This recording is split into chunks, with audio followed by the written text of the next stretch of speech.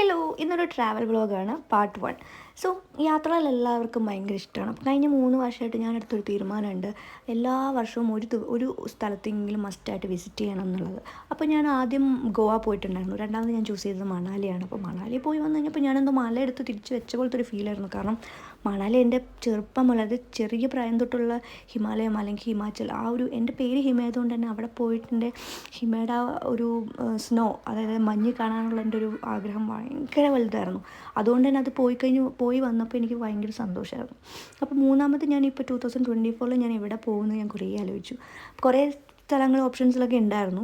പിന്നെ ഞാൻ വിചാരിച്ചു ഓക്കെ, ലാസ്റ്റ് ആയപ്പോൾ ഞാൻ വിചാരിച്ചു ഓക്കെ, നമുക്ക് ഓൾറെഡി ഞാൻ മാർച്ച് ഏപ്രിലൊക്കെ ആയപ്പോൾ ബാംഗ്ലൂർ പോയിട്ടുണ്ടായിരുന്നു. സോ നമുക്ക് ബാംഗ്ലൂർ 2024 നമുക്ക് ബാംഗ്ലൂരിൽ നിന്ന് കൊടുക്കാമെന്നുള്ളത്. പക്ഷേ ബാംഗ്ലൂർ നമുക്ക് അത്രയും കൂടെ എക്സ്പ്ലോർ ചെയ്യാൻ പറ്റില്ല. കാരണം എക്സ്പ്ലോർ ചെയ്യാൻ വേണ്ടി നമുക്ക് ഒന്നും കൂടെ ഒരു പ്രാവശ്യം കൂടെ പോകണം.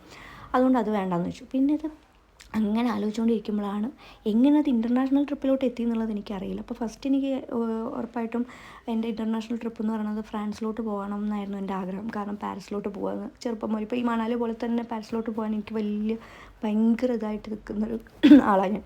സോ ഞാൻ എന്നെ തന്നെ എമിലി എന്നാണ് വിളിക്കുന്നത്, എമിലി ഇൻ പാരീസ്. ഓക്കെ, അതൊക്കെ വിടും. അപ്പോൾ അത് എങ്ങനെ പാരീസിലോട്ട് പോകണം എന്നായിരുന്നു എൻ്റെ ആഗ്രഹം. പക്ഷേ എങ്ങനെയൊക്കെയോ കറങ്ങി തിരിഞ്ഞ് മലേഷ്യയിലോട്ടെത്തി. അതെങ്ങനെയാണെന്ന് എനിക്കറിയില്ല, എങ്ങനെ അത് പെട്ടെന്നായിരുന്നു എല്ലാം. പക്ഷേ ഞാൻ ചൂസ് ചെയ്തു Malaysia, my first international trip.